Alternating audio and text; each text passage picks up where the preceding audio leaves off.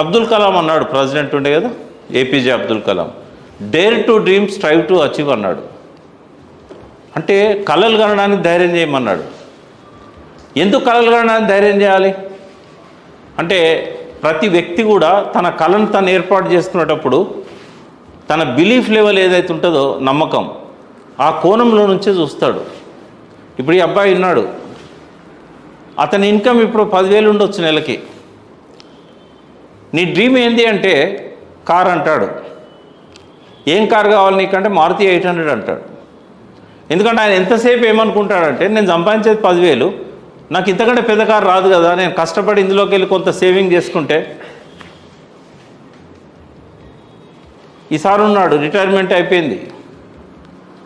నీ డ్రీమ్ ఏంటంటే, నేను జీవితకాలం అంతా ఇల్లు కట్టుకోవాలనుకున్నా, సాధ్యం కాలేదు, ఒక ప్లాట్ అయితే కొనుక్కున్నా, నేను ఇల్లు కట్టుకోవాలంటాడు. ఎంత ఇల్లు కట్టుకుంటామని అడిగినాం అనుకోండి, ఒక 100 గజాలు 2 బెడ్రూమ్లు వేసుకుంటాను,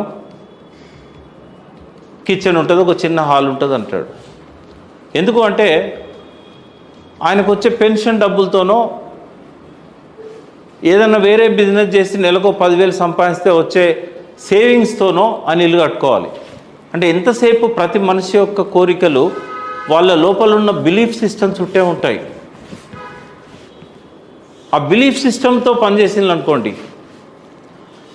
మీరు అనుకున్నది అంతవరకు కట్టగలుగుతారు, లేకుంటే అంతకంటే తక్కువ కట్టగలుగుతారు, కానీ ఎప్పుడు కూడా అంతకంటే ఎక్కువది మీరు కట్టుకోలేరు.